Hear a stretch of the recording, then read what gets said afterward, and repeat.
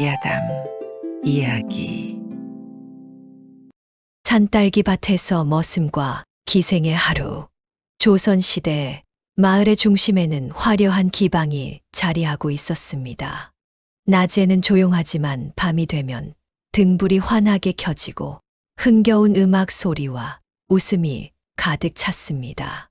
이곳에서 가장 눈에 띄는 인물은 단연 기생 초희였습니다. 초희는 고운 얼굴과 애교 많은 성격으로 기방의 중심에 서 있었습니다.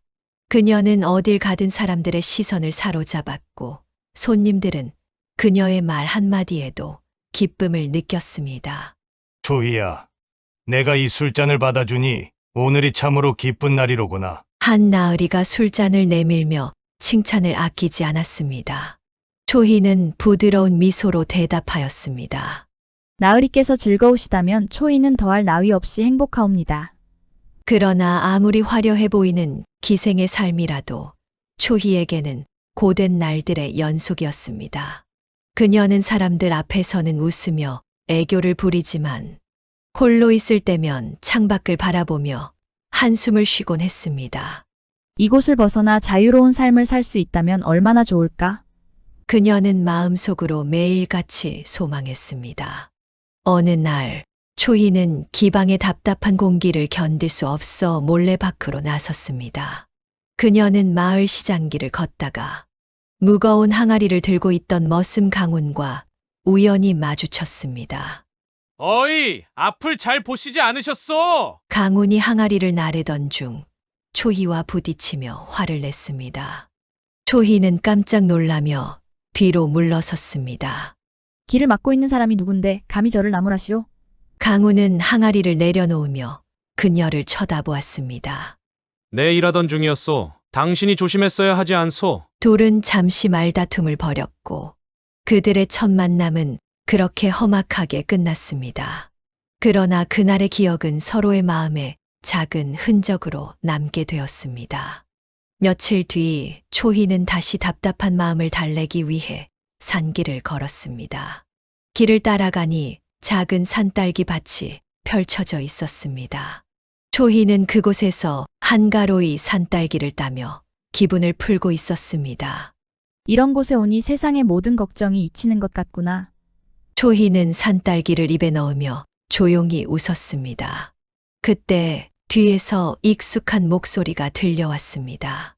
이런 또 마주치다니 우연이라기엔 참 놀라운 일이오. 그녀가 돌아보니 강훈이 서 있었습니다. 그는 산길을 따라 걷던 중 초희를 발견한 것이었습니다. 어찌 이리 자주 마주치는 것이오? 초이는 초희는 다소 짜증 섞인 목소리로 말했습니다. 강훈은 장난스러운 미소를 지으며 대답했습니다. 여기가 내 산딸기 밭이라면 어쩌겠소? 당신이 내 영역을 침범한 셈이지. 둘은 또다시 티격태격 말다툼을 벌였으나 산딸기를 함께 따며 서로의 이야기를 나누게 되었습니다. 대화 속에서 초희는 강훈이 단순한 머슴이 아니라 성실하고 깊은 내면을 가진 사람임을 느끼기 시작했습니다. 초희와 강훈은 산딸기 밭에서의 만남 이후 점차 가까워졌습니다. 그러나 둘 사이에는 큰 오해가 생기고 말았습니다. 어느 날 초희가 강훈의 주인댁을 방문한 날 주방에 있던 귀한 항아리가 깨지고 만 것이었습니다. 이 항아리를 깬 것이 바로 그 기생이라는 말이냐? 주인댁의 사람들이 초희를 몰아세웠습니다. 제가 깬 것이 아니옵니다.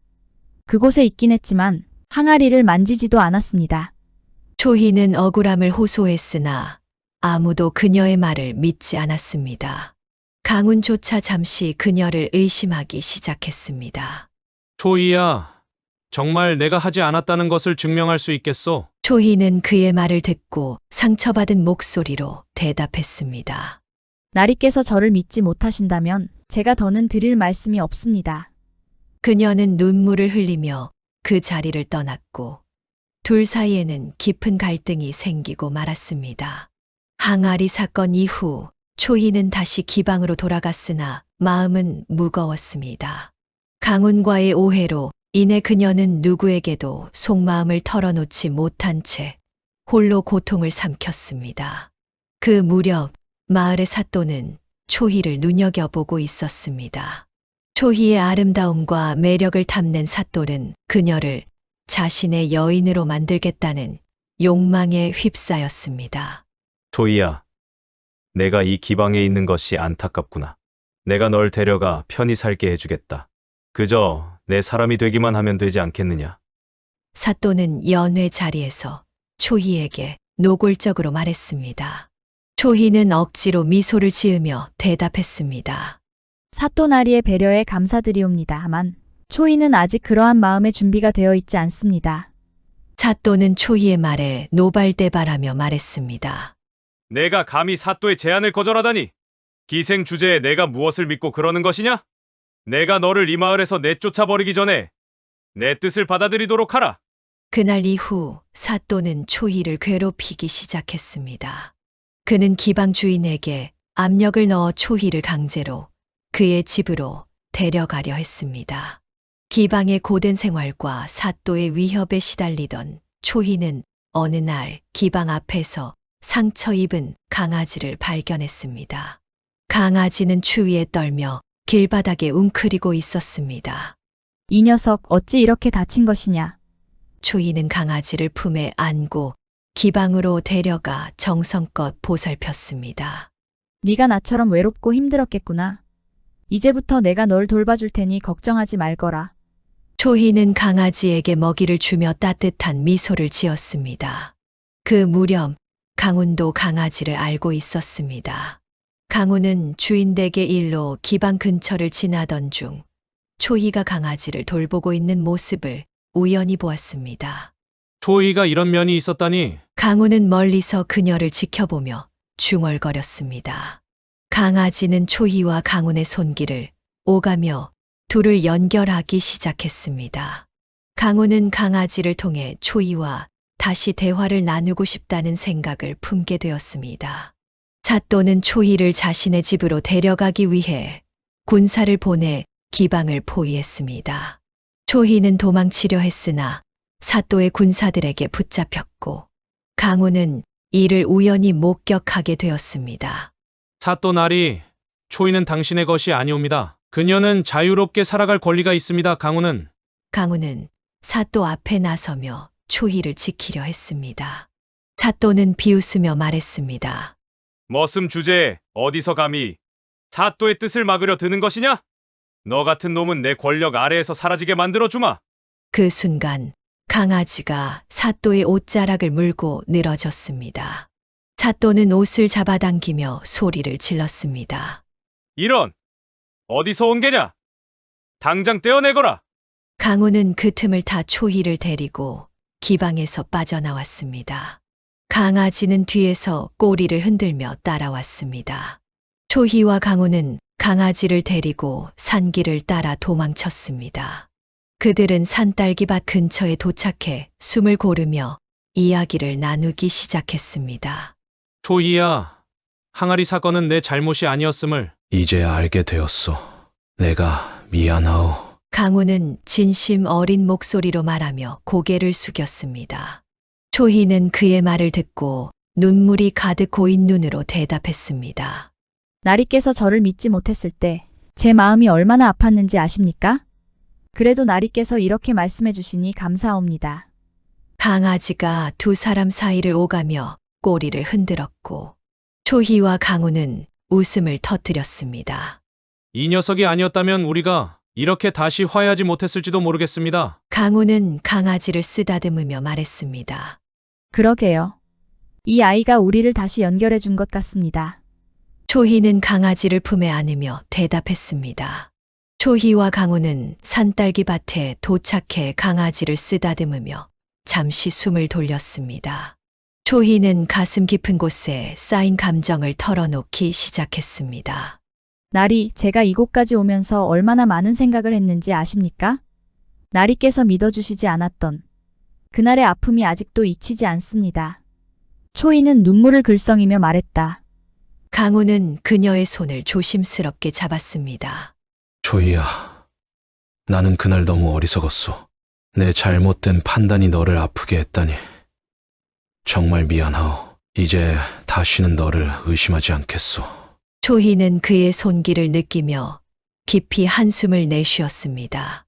나리께서 이렇게 말씀해 주시니 마음이 조금은 놓이옵니다. 하지만 사또 나리의 위협은 여전히 두렵습니다. 강우는 그녀를 바라보며 단호히 말했다. 내가 너를 지킬 것이오. 사또가 무엇을 하든 내 곁에 서서 너를 보호할 것이오. 강아지는 둘 사이를 오가며 꼬리를 흔들었고 초희와 강우는 미소를 지었습니다. 산딸기 밭의 달빛 아래 그들의 관계는 다시금 깊어졌습니다. 사또는 초희와 강운을 포기하지 않았습니다. 그는 마을 사람들에게 두 사람에 대한 험담을 퍼뜨리며 그들을 고립시키려 했습니다. 머슴 강훈이 기생 초이와 부적절한 관계를 맺고 있다. 이들이 마을의 질서를 어지럽히고 있으니 협조해라. 사또는 마을 원로들에게 명령하듯 말했습니다. 그러나 마을 사람들은 점차 진실을 알게 되었습니다. 특히 강운의 주인대 카인이 사또의 음모를 폭로하며 강운과 초희를 돕기로 결심했습니다. 사또 나리가 초의 아씨를 강제로 데려가려 했다는 소문이 사실이오. 강운 머슴이 그녀를 지키려 나선 것이지 잘못한 것이 없소. 하인의 말에 마을 사람들은 고개를 끄덕이며 동의했습니다. 사또가 권력을 남용하고 있다니 이제는 우리가 나설 때가 아닌가. 마을 사람들은 강운과 초희를 도와주기로 하였고 점차 그들의 편에 서기 시작했습니다. 어느 날 사또는 군사들을 이끌고 산딸기 밭으로 향했습니다. 그는 초희와 강운을 잡아들이겠다는 강한 의지를 품고 있었습니다. 머슴 주제에 사또의 뜻을 거스르다니. 이번엔 반드시 끝장을 보겠다. 사또는 이를 갈며 말했습니다. 초희와 강운은 이를 눈치채고 강아지와 함께 산딸기 밭 깊은 곳으로 몸을 숨겼습니다. 그러나 군사들이 점점 가까워지자 초희는 두려운 마음을 감추지 못했습니다. 나리, 우리가 여기서 벗어날 수 있을까요? 강운은 그녀를 안심시키며 말했습니다. 걱정하지 말고 내 뒤를 따르시오. 내가 너를 안전하게 지켜줄 것이오. 그때 강아지가 갑자기 사또의 군사들 쪽으로 뛰어들었습니다. 강아지는 사또의 옷자락을 물고 장난을 치며 그의 시선을 끌었습니다. 이런, 또 어디서 온 개냐? 당장 떼어내라, 사또는. 또는 놀라 소리를 질렀습니다. 그 틈에 초희와 강우는 산길을 따라 도망칠 수 있었습니다. 사또의 추격을 피해 안전한 곳에 도착한 초희와 강우는 서로를 바라보았습니다. 초희는 두 손을 모으며 말했다. 나리, 저는 이제 더는 나리의 곁을 떠나고 싶지 않습니다. 나리를 믿고 나리의 손을 잡고 어디든 함께하고 싶습니다. 강우는 그녀의 손을 단단히 잡으며 대답했습니다. 초희야, 너는 나에게 세상의 전부요. 이제부터는 내가 너를 지키며 살아가겠소. 어떤 어려움이 닥치더라도 우리는 함께할 것이오. 둘은 서로를 끌어안으며 산딸기 밭의 향기 속에서 사랑을 확인했습니다. 마을 사람들의 연대로 인해 사또의 음모는 점차 밝혀졌습니다. 마을 원로들은 사또의 부당한 행동을 관하에 고발하였고 관찰사가 직접 사또를 소환했습니다. 사또 나리, 당신이 권력을 남용하여 마을 사람들을 괴롭히고 초희와 강운을 억울하게 만들었다는 고발장이 들어왔소. 관찰사의 말을 듣고 사또는 변명하려 했지만 마을 사람들의 증언과 증거 앞에서 꼼짝할 수 없었습니다. 결국 사또는 관직에서 파면당하고 마을에서 쫓겨나는 신세가 되었습니다. 사또의 몰락 이후 초희와 강우는 마을 사람들의 축복 속에서 혼례를 올렸습니다. 그들은 강아지를 데리고 마을 외곽의 작은 집에서 새로운 삶을 시작했습니다. 초희는 떡방앗간에서 일을 돕고 강우는 밭을 가꾸며 살아갔습니다. 그들은 서로를 아끼고 사랑하며 평화로운 날들을 보냈습니다. 혼례 후 어느 날 초희와 강우는 산딸기 밭을 찾아갔습니다. 그곳은 그들에게 특별한 추억의 장소였습니다. 나리, 이곳에서 우리의 이야기가 시작되었지요. 초희가 산딸기를 따며 말했다. 그래, 여기서 내가 너를 다시 믿기로 결심했소. 그리고 여기서 너와 함께 새로운 삶을 맹세했소. 강우는 그녀를 보며 부드럽게 대답했습니다. 둘은 산딸기 밭에서 서로의 손을 맞잡고 웃음을 나누었습니다. 그들 곁에서 강아지는 꼬리를 흔들며 행복의 순간을 함께하고 있었습니다. 야밤중 유부녀 방에 웬 사나이가? 그 어느 때인가 김정승과 권정승이 모두 대로제상하여 서울 근방 본토에 돌아가 지내게 되었는데 두 정승 모두 그 슬하에 외독자 동갑을 두었습니다. 김정승과 권정승 지간에 우이우애가 남달리 극진하여 형님 동생 하면서 정사를 볼 때도 낮 불킨 일 없고 퇴로락 향한 후에도 인생은 늙으면 잔병이 잦은 법이니 누가 먼저 별세하든 두 자식들을 제 자식 친형제처럼 잘 보살펴 나라의 동량지제로 내세웁시다. 하고 말하였습니다. 그 후 얼마 안 되어 권정승은 그만 세상을 하직하게 되어 권정승 아들은 김정승 댁에 옮겨오게 되었습니다. 두 집 아들은 한데 모였으나 우이후에는 날따라 깊어만 갔습니다. 세월은 살같이 흘러 어느덧 관연한 김정승 아들부터 근방의 명문거족 교수에게 장가를 들게 되었습니다. 이때 김정승 아들은 생각되는 바가 따로 있어 아버지에게 간청했습니다. 아버지, 동갑이라 하여 꼭 한나란 씨의 장가들라는 법은 없으나 나는 단박 장가를 들게 되고 동생은 장가를 못 들게 되니 마음이 평온하오리까. 원컨대 동생도 나와 꼭 같이 성관을 시켜 함께 출행케 하는 것으로서 외로운 마음을 위로함이 어떠하니까. 그러자 김정승은 거과시 좋은 생각이다. 하고 쾌히 응낙하였습니다. 그리하여 김정승 아들이 장가드는 날 권정승 아들도 함께 말을 타고 신부 집으로 행차하게 되었습니다. 이때 규수 집에서 마중 나와 보니 의외로 신랑이 둘이었습니다. 사연을 알게 된 신부 집에서는 신랑의 절절한 의향에 조차 큰 상 2개를 차려 동시에 받도록 하였습니다. 밤이 해지자 김정승 아들이 권정승 아들을 찾아 말하였습니다. 동생, 우리 비록 모두 명문거족의 귀한 자식이라 하지만 동생은 조실부모한데다 가세마저 기울어져. 어쨌든 나보다는 등대 맞는 처자 맞아오기 어려우니 오늘 밤부터 나의 신부방에 들어주게. 아니, 세상에 그럴 법이 어디 있나요? 권정승 아들이 깜짝 놀라 펄쩍 뛰지만 김정승 아들은 오히려 제 편에 동생, 약조를 지켜야 해. 오늘 밤 이 간곡한 청구를 거절한다면 우린 서로 동서로 영영 갈라지고 말 거라고. 김정승 아들이 정색하고 딱 잘랐대는 바람에 권정승 아들이 잠시 어찌할 바를 몰라 어리벙벙해 섰는데 김정승 아들은 어느새 훌쩍 말에 뛰어올라 채찍을 안기는 것이었습니다. 밤 깊어 집에 당진한 김정승 아들이 아버지를 찾아뵈옵자 김정승은 이 어이된 일인가? 하며 자리를 차고 일어났습니다. 소자, 천조를 범했습니다.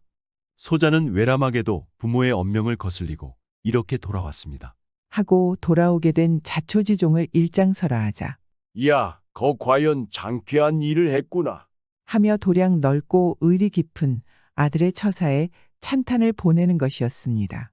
이건 그렇고 그 이튿날 신부집에서 보니 들라는 새 신랑은 없고 왕청 같은 결서방이 진짜 서방으로 신방에 들었는지라 황황하여 사실을 캐물었습니다. 이에 권정승 아들은 사실을 이실직고 하였습니다. 그나저나 하늘이 맺어준 연분이니 할 수 없구나. 신부집에서도 더 말치를 않아 혼사일을 그저 그렇게 처사되었습니다. 속담의 죄는 지은 대로 가고 복은 닦은 대로 간다고 의리 깊은 김정승 아들은 오라지 않아 다시금 명문거족의 교수를 아내로 맞아들이게 되었습니다. 김정승은 후원 목가에다 동별채, 서별채를 짓고 성가한 두 아들을 자리 잡아 주었습니다. 심지바른 김정승 아들은 공부에 전력하여 과거의 급제에서 전라도 감사직에 부임하였습니다. 정월 대보름날 일기는 청청하고 원색은 명랑하였습니다.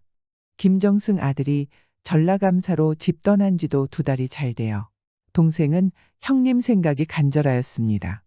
그래서 뜰하게 나서서 명원을 바라보는데 벼랑간 형순의 방문이 스르르 열리는 것이었습니다. 그래서 바라보니 어떤 사나이가 살짝 들어가는 것이었습니다. 자 야밤중 유부녀 방에 웬 사내일까? 버쩍 의혹이 든 권정승 아들은 발자취를 죽이며 그 방문 앞에 다가가 귀를 기울였습니다. 우리가 이렇게 죽자 살자 하다가 감사가 돌아오면 어찌해요? 가래죽놈의 무릎에서 형수가 아양을 떠는데 별 걱정도 안 해. 조만간 업에 치울 수 있어. 어떡해요? 돈 1,000냥만 내놓소. 그러면 밤중에라도 자객을 보내 내일 초저녁이면 파리 잡듯 업에 치울 테니. 그 이상 더 들을 수 없어 권정승 아들은 급급히 물러나와 김정승께 부복하고 말했습니다. 아버님, 형님과 갈라진으로 동생은 보고 싶어 식미마저 잃었으니 이 밤으로 떠나게 윤허해 주십시오. 그러자 김정승은 아무리 그립고 보고 싶다 한들 밤길이야 어찌 떠나느뇨. 이제 발거든 떠나거라. 라고 하였습니다. 그러나 권정승 아들이 아니옵니다. 일각이 여삼추라 지금 꼭 가야만 하겠습니다. 라고 말하자 김정승은 정그러면 백마를 타고 얼른 갔다 오라고 하였습니다. 그리하여 권정승 아들은 백마에 안겨 전라도 가명에 이르렀습니다. 소식을 들은 형은 맨 버선 발바람으로 마주 뛰어나왔습니다. 그날 저녁이었습니다. 동생은 가정세사를 두루 담론하고 나서 한 가지 청을 드렸습니다.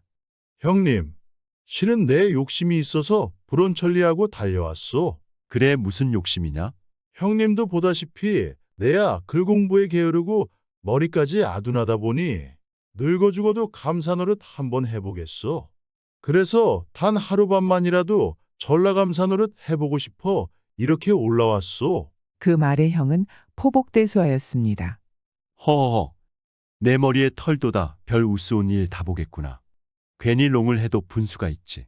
형님, 이것은 정의 평생 소원이오니 이 원을 실현시켜 주오. 동생의 염원이 간절한 것을 본 형은 웃으며 좋다. 내 평생 소원이 그렇다는데 야마다 하겠느냐. 하고 쾌히 수락하였습니다. 그러자 동생은 한술 더 뜨고 들었습니다. 그럼 얼른 의관을 넘겨주오. 그리고 간마다 촛불을 대낮처럼 밝혀주고 형님은 조용한 다른 방에서 쉬시오. 그럼 그러지. 형이 나가자 동생은 3대 문을 채우고 자리도둠에 도고이 좌정에 앉았습니다. 야밤상경 갑자기 대문이 삐걱삐걱하더니 키가 9척이나 되는 놈이 불문 꼭직 와락 뛰어들었습니다. 그러나 이때를 노려 안녕부터 도정신에 있던 동생은 이놈, 내 유부녀 간통한 가래죽놈의 천냥 돈을 탐하여 전라감사 나를 죽이러 왔구나. 살겠거든 단박 그 칼을 바치고 더러운 목숨을 바치겠거든 어서 날 쳐보라. 들어보니 귀신이 고칼 노릇이었습니다. 쥐도 새도 모를 천리밖에 비밀한 약을 송금 보듯 꿰뚫고 있는 귀신 같은 감사. 이 감사 앞에서 불의의 행세를 행하려다가는 단통 큰 액을 면치 못할 것은 뻔한 일이었습니다. 그래서 그자는 비수를 떨구고 떨기만 했습니다. 이놈, 돈 천냥에 눈이 어두워 자객이 되다니. 이제 돈 천냥을 더 얹어줄 테니 유부녀 간통하는 그 죽놈의 키를 낮출 용기와 담력은 없느냐? 손에 실맥마저 다 풀린 그는 온몸에 진땀이 확 내돋았습니다. 네. 소인은 세상사를 알지 못하고 맹동했사오니 제발 한 번만 용서해 주신다면 그 어떤 분부라도 목숨 걸고 나서겠나이다. 좋다. 내 말이 진정이라면 그대로 행나라. 네. 돈은 장차 경기도 아무댁에 가서 권아무개를 찾으면 되니라.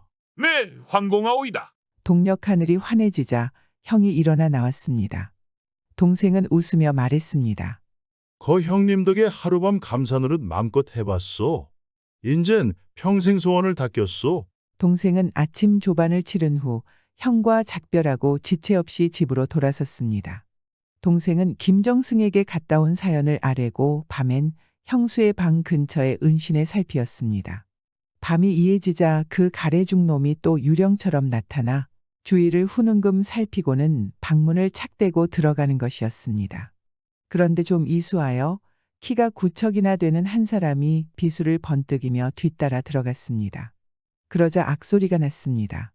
문틈으로 달빛을 빌어 들여다보니 죽놈은 뻐들어졌는데 형수녀는 정신 잃기는 고사하고 중놈의 각을 뜯는 것이었습니다. 각을 떠서 뼈는 명주필에다 싸고 뜯어낸 고기는 침을 담그는 것이었습니다. 아, 형수는 요망한 구미호 같은 요녀이구나. 한 해가 기울어가는 어느 날 전라감사 형이 며칠 집에 묵어가게 되었습니다. 그날 저녁이었습니다. 형수가 각별히 잘 차린 음식을 형이 들려고 할 때 동생이 뛰어들어 불문곡직하고 고기 접시를 들고 나왔습니다. 형수는 물에방탕이 논다고 앙탈을 쓰나 동생은 아랑곳 않고 제 집으로 달려와서 개에게 먹였습니다. 그러자 개는 찍소리 한 번 못 내고 빼뜨러지는 것이었습니다.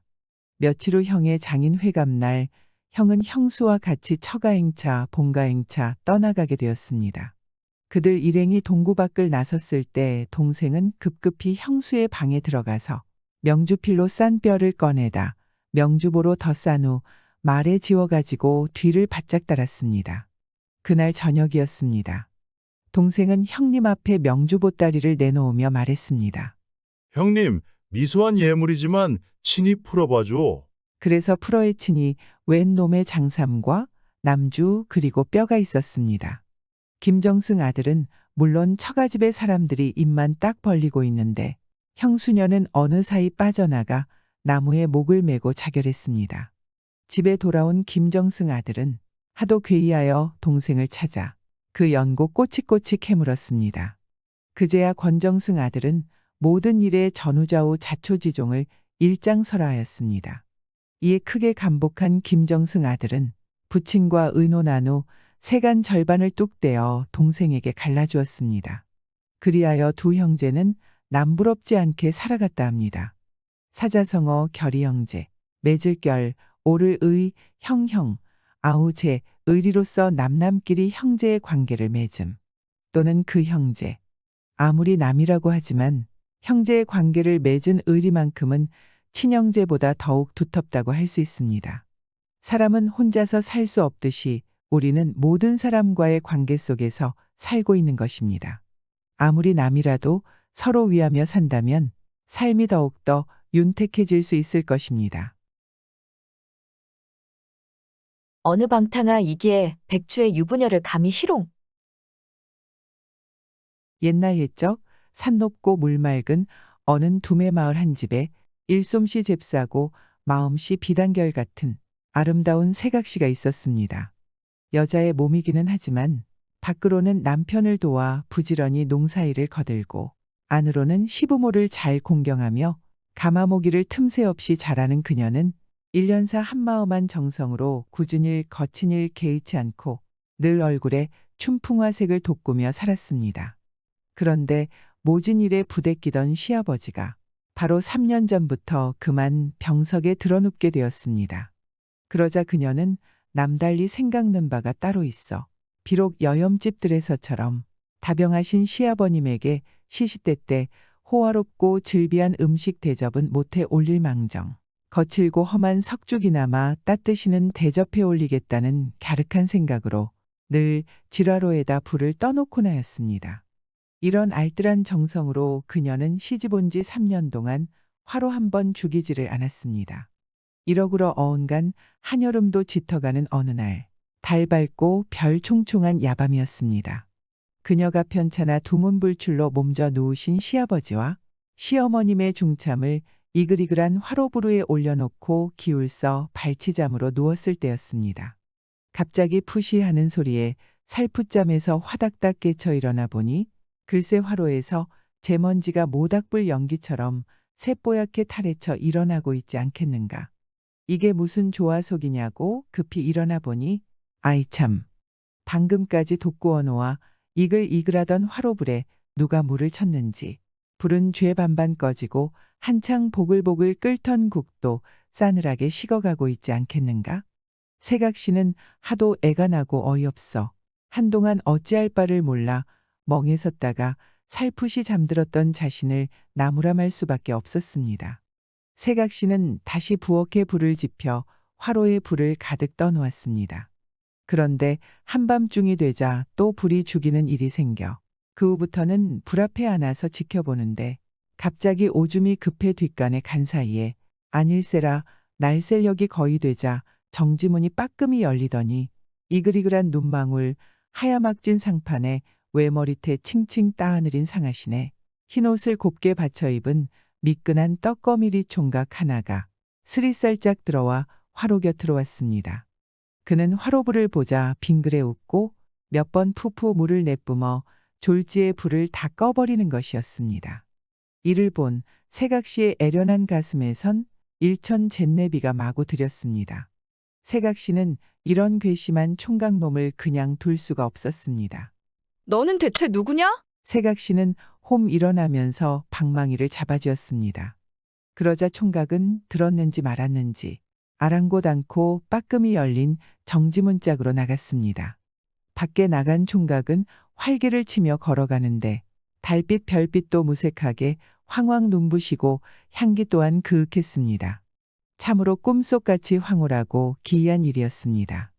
세각시는 그저 마음만 뒤숭숭하여 이리저리 뒤척 뜬 눈으로 나를 밝혔습니다. 아침이 되자 세각시는 또 물동이 이고 바구물 터러 나갔습니다. 물을 퐁퐁 떠서 한 동이를 채우고 나니 그제야 동산봉 끝에 아침에 발그레 얼굴을 내밀었습니다. 아, 나도 언제면 노무하신 시부모님께 맘껏 대접하며 어여시 살아보나? 아니, 그런 날을 바라지는 못할 망정. 하루 삼시 따뜻한 조반석죽 끼니라도 때울세라 화로불을 떠놓았는데 하늘천지 신령은 그처럼 무정무심하여 그 불마저 기어이 꺼버리니 이 어이된 방명이냐. 이런 허무하고 비감한 생각으로 잠시 집으로 돌아 들어갈 생각도 감감 잊은 채 하염없이 저 멀리 동구 밖을 내다보고 앉았는데 호련 돌각담 너머에서 난데없이 수목이 수려한 떡거머리 총각 하나가 불쑥 나타나 자기를 보고 싱글벙글 웃으며 손짓하고 있는 것이 아니겠는가? 혹시 다른 사람을 보고 그러나 싶어 주위를 깐깐 살펴보아야 바구물가에는 자기 혼자밖에 없지 않은가. 저 사람은 도대체 누구일까? 하도 이상하여 자세히 살펴보니 그것은 전날 밤 영양 좋게 자기 집에 뛰어들어 불문 꼭직 불을 꺼 죽이던 그 사내 녀석이었습니다. 세각시의 눈앞에는 지난 일들이 불꽃처럼 언뜻거렸습니다. 세각시의 가슴에서는 분한 생각이 샘솟듯 치밀어 올라 귀 밑까지 빨갛게 타올랐습니다. 털도 없는 게 부부일한다고? 염치 없이 화로불을 연거퍼 죽여놓고도 또 반죽 좋게 유부녀를 건드려 보구려? 너는 우리 집과 그 무슨 원한이 있기에 화로불을 죽이고 너는 어느 부우가의 방탕아이기에 백주의 유부녀를 감히 희롱하는 거냐? 좋다. 오늘 내 너와 생사판가리를 내고야 말리라. 세각시는 이렇게 그 성부지명부지한 총각의 감독은 수작을 생각할수록 치미는 분을 모시겨 삼원 700이 산산이 날아나는 것만 같았습니다. 세각시는 어느 결에 머리비녀를 활뽑아 들고 그 총각한테로 달려들었습니다.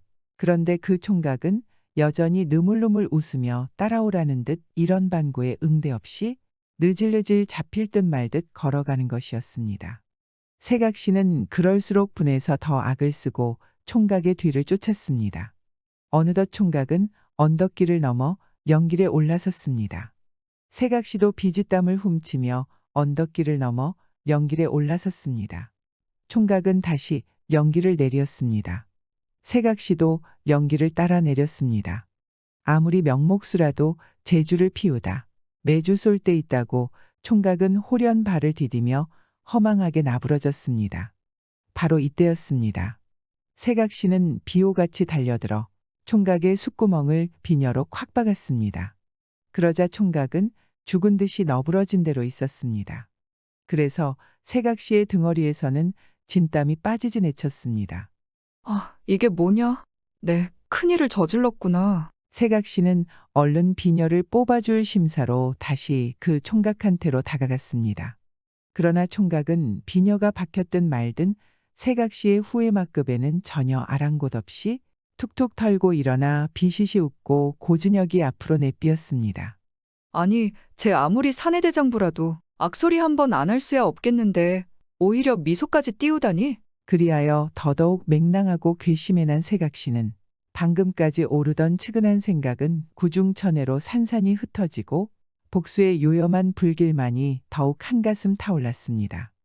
하여 그는 젖먹던 때에 악까지 다해 바싹 뒤쫓았습니다. 아니 구중천외로 천장만장 고대도 백사만사 제치고 쫓아가 더 큰 복수를 해야 성찰 것이었기 때문이었습니다. 이렇게 쫓기거니 쫓거나 달리는데 낭떠러지가 앞을 떡 막아섰습니다.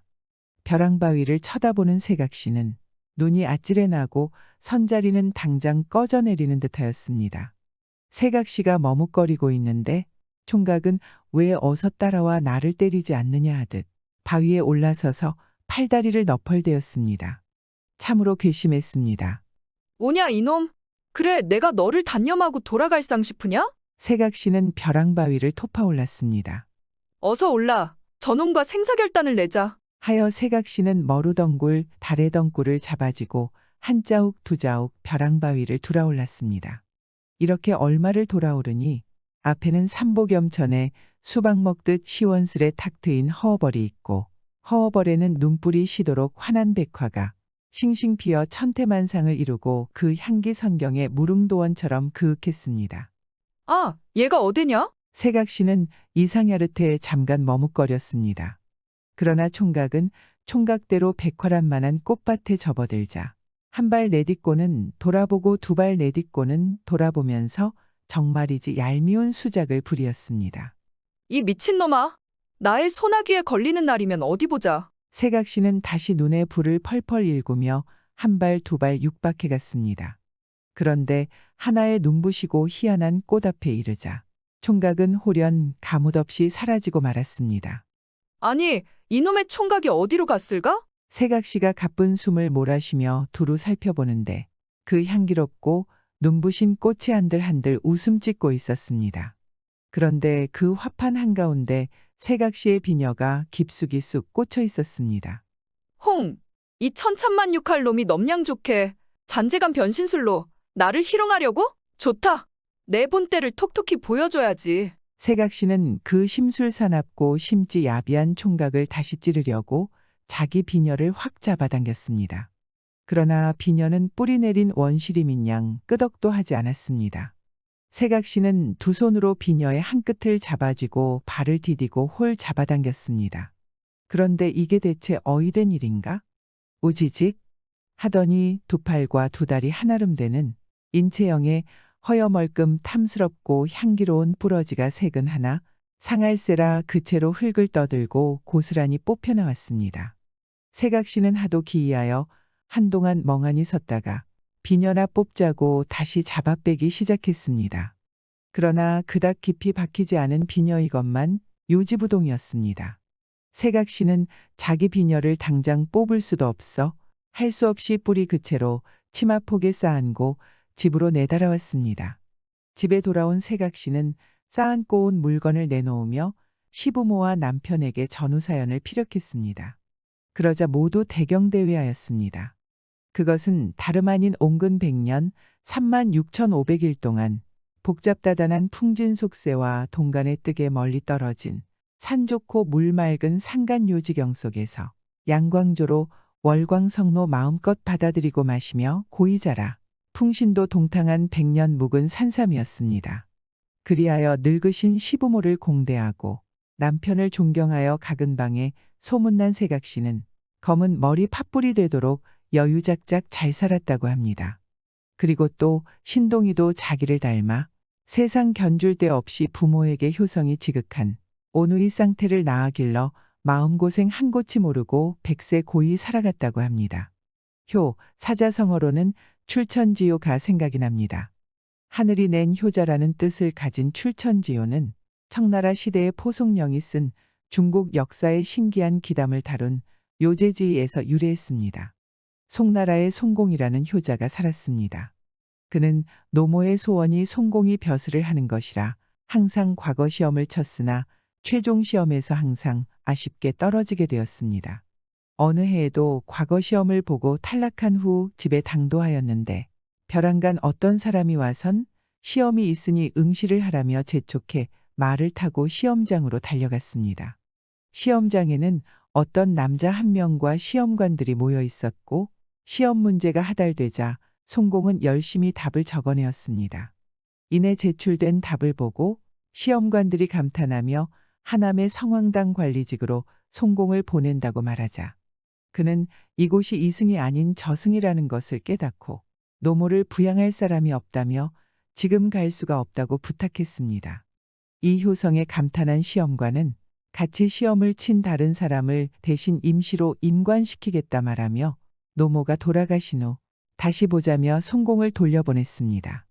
다시 돌아온 송공이 일어나 보니 자신이 3일이나 죽은 채로 지난 후였고 그의 노모가 장례를 지내고 묻으려던 찰나 관에서 소리가 나 놀라서 송공을 꺼내 주었습니다. 그리하여 송공은 다시금 되살아나 노모와 함께 시간을 보내었고 9년 뒤 어머니가 돌아가시고 장례가 끝난 다음 날 송공도 함께 죽어 하남의 성황당의 관리로 들어가게 되었다 합니다. 출천지요는 효성의 하늘이 감동해 부모님과 함께 시간을 보낼 기회를 준 이야기입니다. 자식이 아프면 내가 대신 아팠으면 좋겠다고 눈물을 흘리는 어머니, 부모님이 아프자 자신의 장기를 이식하는 아들 등 우리 주변에도 자신의 가족을 매우 사랑하는 사람들이 많습니다. 이런 서로를 사랑하는 마음, 효심이 더욱 넓게 퍼져 우리 사회를 따뜻하게 하는 힘이 되었으면 합니다. 은혜 갚은 효녀가 살린 서방님.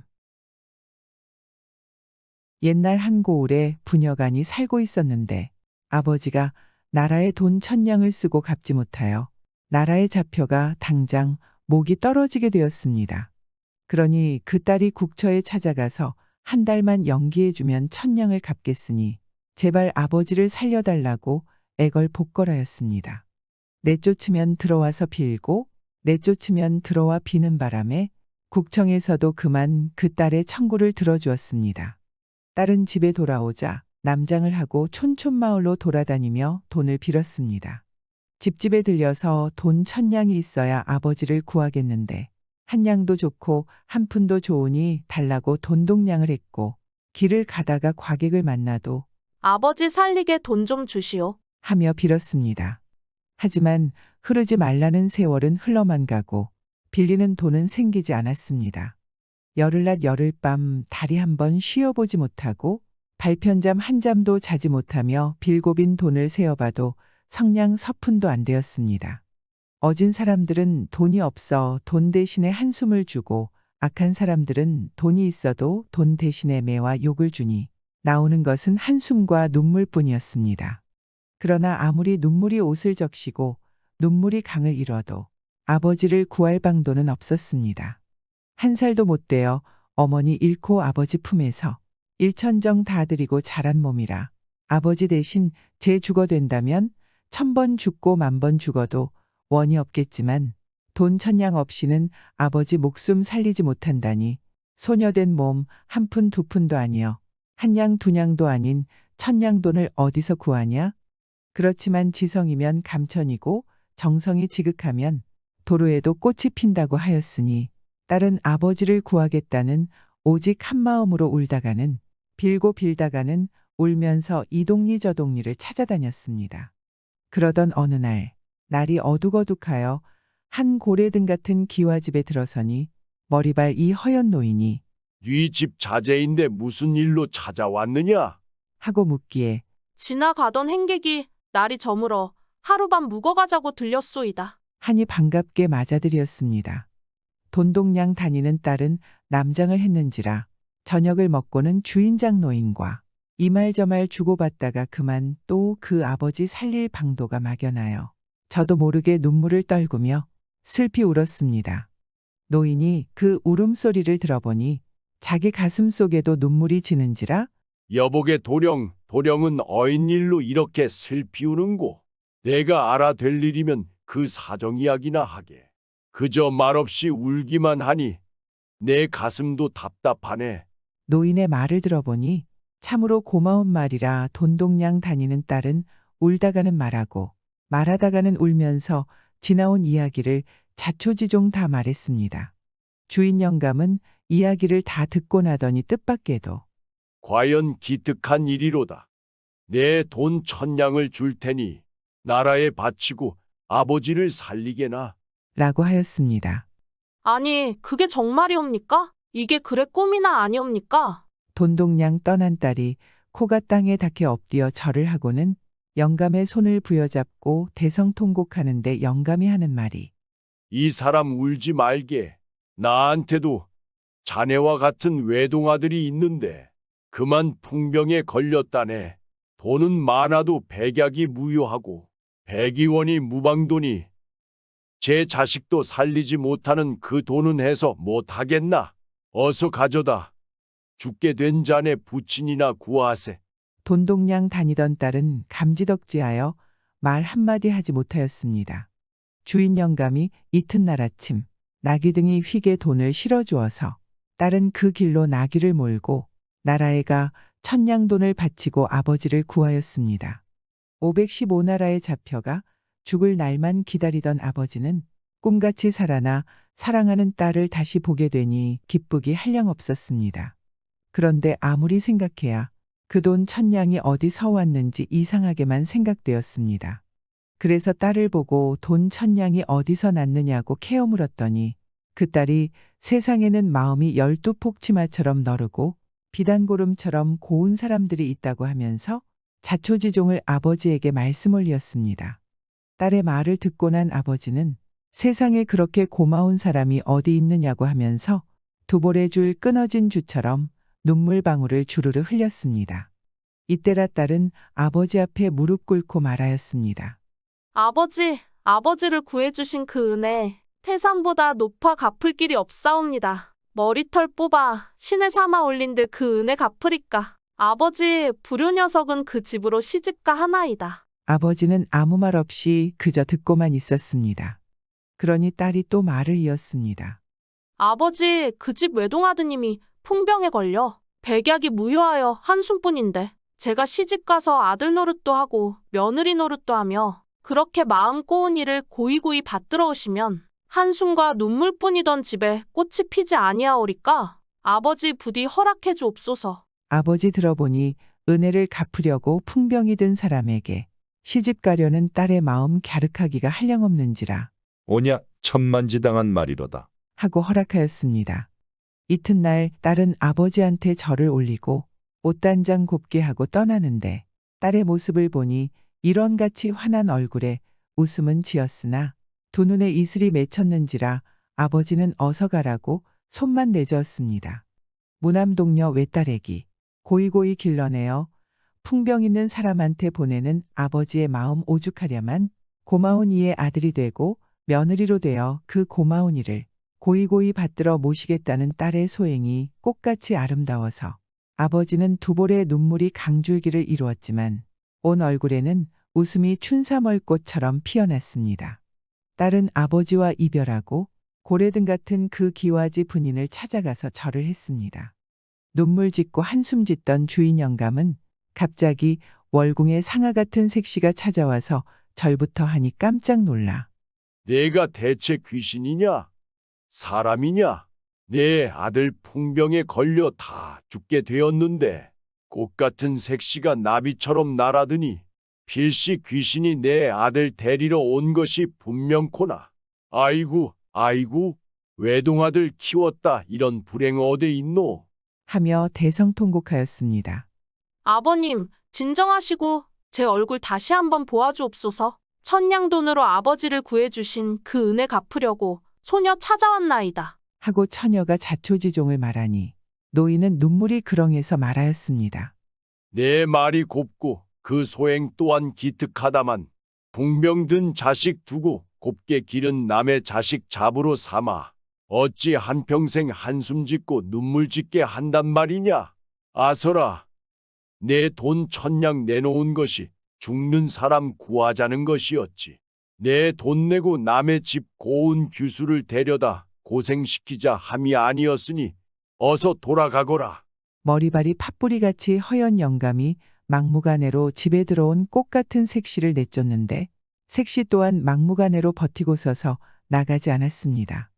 색시는 하루고 이들이고 매양 같은 말만 하고 나가지 않으니 영감은 하는 수 없이 허락하였습니다. 색시는 영감의 말이 떨어지자 물 한 그릇 정이 떠들고 풍병 앓는 외동아들 방에 뛰어들어가 지나온 이야기를 하고는 사발을 가운데 놓고 우리 둘이 100년 까약하옵니다. 하며 절을 하였습니다.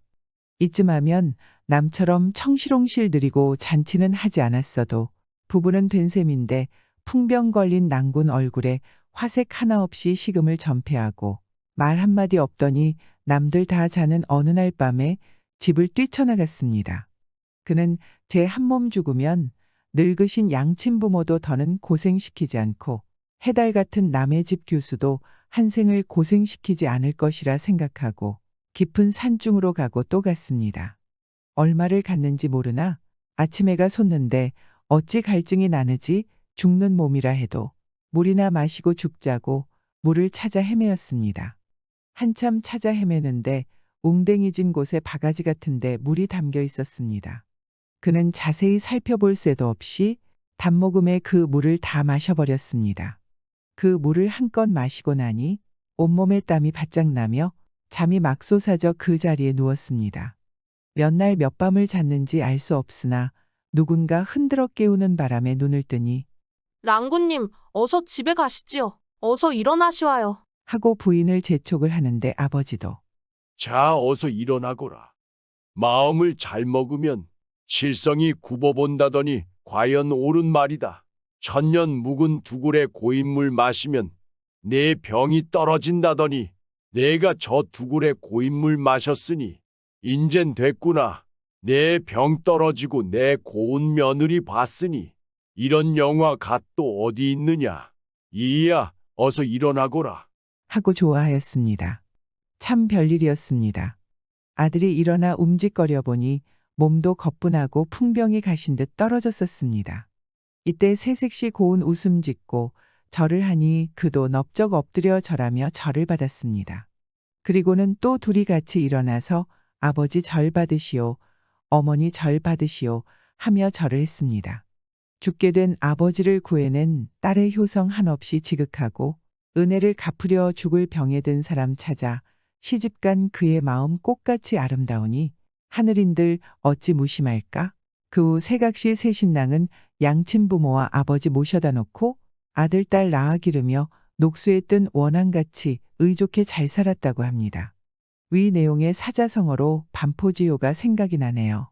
반포지효 뜻은 어미에게 먹이를 다시 준다는 뜻으로 자식이 자란 후에 부모에게 은혜를 갚는 효심이라는 뜻입니다. 자신을 키워준 부모를 늙었다고 버리거나 등한시하지 않고 지극한 효심으로 돌보는 것이죠. 각 글자를 알아보면 돌이킬 반, 먹일 포, 어조사지, 효도 효로 이루어져 있습니다. 부모가 자식을 먹였듯이 자식은 커서 그 은혜를 돌이켜 돌본다는 의미입니다.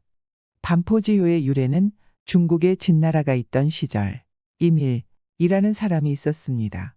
이밀은 높은 관직을 얻을 기회가 왔지만 할머니를 돌보기 위해 관직을 사양하게 됩니다. 그러면서 까마귀가 어미새의 은혜에 보답하듯 저 역시 할머니를 돌아가시는 날까지 돌보게 해달라고 간청한 데서 유래하였습니다. 까마귀는 원래 새끼가 다 자라면 힘이 빠진 어미를 위해 먹이를 물어다 줍니다. 그래서 보통 까마귀를 보고 반포조라고 하죠. 즉 반포를 하는 새라는 의미입니다. 일상에서도 효심이 깊은 사람을 표현할 때 반포라는 말을 많이 사용합니다. 제가 치마폭을 벌리니 그 큰 것이 구물구물했어요. 해풍군 정효주는 나이가 43살이었는데도 아주 가난해 의탁할 곳이 없었습니다. 3번이나 아내를 여의었는데 딸 셋만 두었을 뿐 아들이 한 명도 없었습니다. 영양위의 증손으로서 본가 조상들을 받들 뿐 아니라 노릉과 현덕왕후 권씨, 노릉왕후 송씨 등 신주 3위를 모셨습니다. 그러나 재수조차 장만할 수 없었습니다.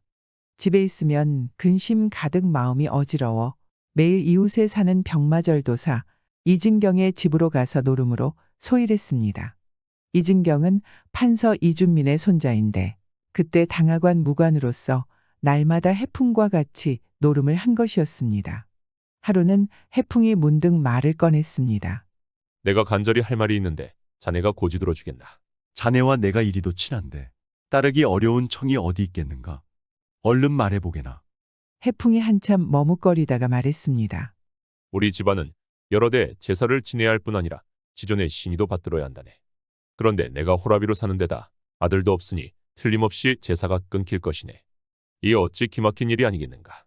자네가 아니라면 내가 어찌 입을 열 수 있겠는가. 부디 내 사정을 불쌍히 여겨 나를 자네의 사위로 삼아줄 수 없겠는가. 이진경은 얼굴을 붉히고 화를 냈습니다. 자네 진담인가 농담인가? 내 딸은 올해 15인데 어찌 50이 다 된 자네가 짝으로 삼는단 말인가? 자네 말은 망언이네, 망언. 다시는 이같이 몰지각하고 말도 안 되는 이야기를 입 밖에 내지 말게. 해풍은 부끄러운 얼굴빛을 띠고 멋쩍게 물러났습니다. 그 이후로 다시는 그 집에 가지 않았습니다. 10여일이 지난 밤 이진경은 잠이 들었습니다. 꿈속에서 마당이 떠들썩하더니 먼 곳으로부터 경필, 임금이 거둥할 때 경호하기 위해 통행을 금하는 일하는 소리가 들려왔습니다. 관복 입은 사람이 들어와 말했습니다. 임금이 타는 수레가 그대 집에 행차했으니 즉시 나와 맞이하라. 이진경이 허둥지둥 섬도를 내려와 마당에 엎드렸습니다. 조금 있다가 나이 어린 왕이 면류관을 쓰고 대청 위에 올랐습니다. 이진경에게 앞으로 다가오라 하고 교시를 내렸습니다. 정아무개가 그대 딸과 혼인하려 하는데 그대 뜻은 어떠한가? 이진경이 일어났다가 다시 엎드려 절하고는 대답했습니다.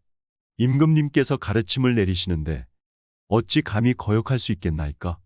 다만 소신의 딸아이가 아직 15살도 안 되었는데 정아무개는 30살이나 많으니 어떻게 배필이 될 수 있겠나이까? 라고 말하니 임금은 나이가 많고 적음을 비교하고 계산할 필요가 없느니라. 반드시 성혼시키는 것이 좋겠다. 그러고는 궁으로 돌아갔습니다. 황당해하다 깨어난 이진경은 즉시 일어나 안방으로 들어갔습니다. 아내 역시 촛불을 밝히고 앉아 있었습니다. 새벽이 되지도 않았는데 뭐하러 들어오세요? 이진경이 꿈속 일을 이야기해주니 아내가 말했습니다. 제 꿈도 그랬는데 참 이상한 일도 다 있네요. 이는 우연한 일이 아닐 테니 앞으로 어찌하면 좋겠소. 꿈은 허황한 것이니 어찌 믿을 것이라 하겠어요? 10여일이 지나서 이진경은 또 꿈을 꾸었습니다. 임금이 또 수레를 타고 찾아왔는데 안색이 좋지 않은 듯했습니다. 전에 하교한 것을 그대는 왜 아직도 받들어 행하지 않는가? 이진경이 황급히 몸을 굽혀 사죄하며 말했습니다. 삼가 마땅히 잘 헤아려 행하겠나이다. 이진경이 잠에서 깨어나 아내에게 말했습니다. 꿈이 또 이와 같으니 이는 필시 하늘의 뜻인가 보오. 하늘의 뜻을 어기면 큰 재앙이 내릴까 두렵소. 앞으로 어찌하면 좋겠소. 꿈이 그렇더라도 그건 아니 될 일입니다. 우리가 사랑하는 딸 자식을 가난뱅이의 4번째 아내로 만든단 말입니까? 하늘이 정하든 사람이 정하든 죽어도 따를 수 없어요. 그 뒤로 몹시 걱정스럽고 두려워 잠자고 먹는 일이 편치 않았습니다. 10여일이 흐르고 또 꿈에 임금이 수레를 타고 나타나 말했습니다. 지난번 그대에게 하교한 것은 하늘이 정해준 인연이었기 때문만은 아니다. 그 사람은 금복을 가져다 줄 것이니 내게 해는 끼치지 않고 이로움만 줄 사람이다. 내가 누차 하교했음에도 끝내 거역했으니 이게 무슨 도리인가.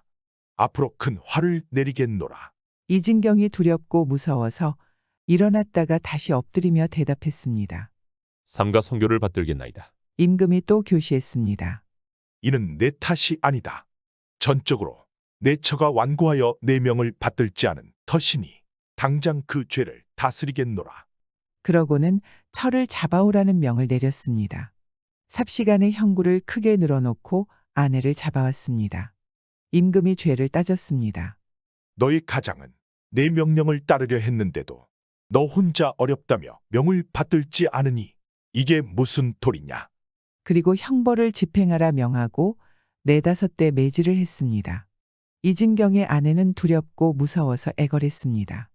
어찌 감히 명을 어기겠습니까? 삼가 가르침을 받들겠나이다. 마침내 벌 주기를 멈추고 궁으로 돌아갔습니다. 이진경은 놀라서 깨어나 안방으로 들어갔습니다. 아내가 꿈속 일에 대해 이야기했다습니다. 무릎을 어루만지며 앉아있는 것을 보니 무릎에 매 맞은 흔적이 남아 있었습니다. 부부가 크게 놀라고 두려워했으며 서로 의논의 결정을 내렸습니다. 다음날 해풍에게 요즘 왜 놀러 오지 않냐며 초대의 뜻을 전하니 해풍이 곧 찾아왔습니다. 이진경이 맞이하며 말했습니다. 자네 지난번 그 일 때문에 나를 외면하느라 오지 않았는가. 내가 지금까지 1000번 생각하고 1000번 헤아려봐도 내가 아니면 이 세상에 자네의 공공을 해결해 줄 사람이 없다네. 비록 내 딸의 평생을 그르친다 하더라도 결단코 자네 집으로 시집을 보내기로 했지. 내 뜻은 이미 정해졌으니 어찌 다른 의논이 필요하겠는가. 사주단자는 서로 요청할 필요 없이 이 자리에서 쓰는 게 좋겠어. 그리고 대나무 조각 한 폭을 주며 사주단자를 쓰게 했습니다.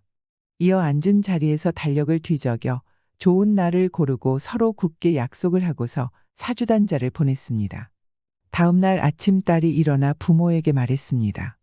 지난밤 꿈이 참 이상했어요. 아버지 노름 친구 정생이 갑자기 용으로 변해 저에게 너는 내 아들을 받으라 라고 말했습니다.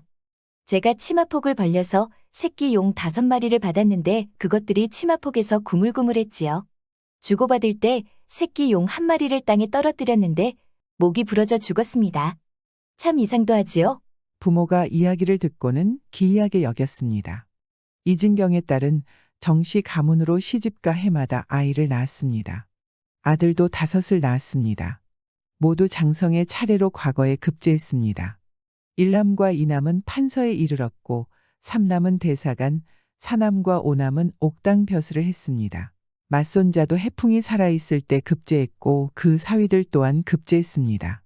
해풍은 아들 5이 모두 등과했기에 품계가 한 단계 올라가 악영이 되었습니다. 90여 세까지 살았으며 손자와 증손자까지 가득했으니 그 성대한 복록은 세상에 비할 바가 없었습니다. 5째 아들이 서장관으로 영경에 갔다가 돌아오는 길에 청나라 만주 봉황성의 문, 여기서 국경무역이 이루어졌습니다. 하지만 돌아오는 길 중간에 도적대들을 만나 중간에 나오지 못한 채 죽어 관속 시신으로 돌아왔습니다. 이때 해풍이 살아있었으니 과연 꿈속 일이 맞아떨어졌습니다. 그 부인은 해풍보다 3년 먼저 죽었습니다. 해풍이 공궁할 때였습니다. 오랜 친구의 집에 갔는데 마침 한술사가 있었습니다. 다른 사람들은 자기 앞날에 대해 물었지만 해풍만은 아무것도 묻지 않았습니다.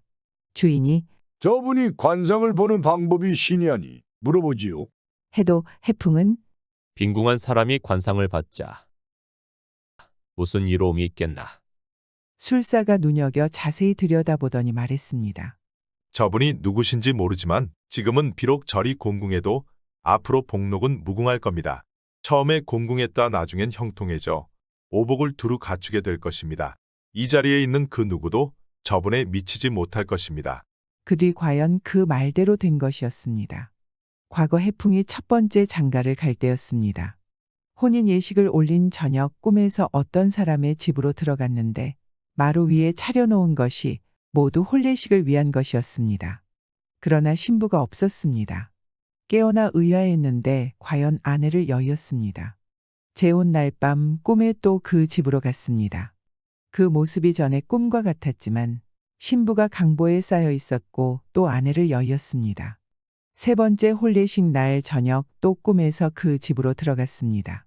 상황은 전에 꿈과 같았으나 포대기 속 신부가 10몇 살 정도로 자라나 있었습니다. 그리고 또 아내를 여의었습니다. 4번째 장가를 들어 이씨 집안으로 가 신부를 보니 지난날 꿈에서 봐오던 아이였습니다. 무릇 일이 모두 이미 정해져 있어서 그랬던 것이었습니다. 이진경의 꿈속에서 명령을 내린 임금은 단종이었다 합니다. 구독과 좋아요, 알람 설정은 사랑입니다.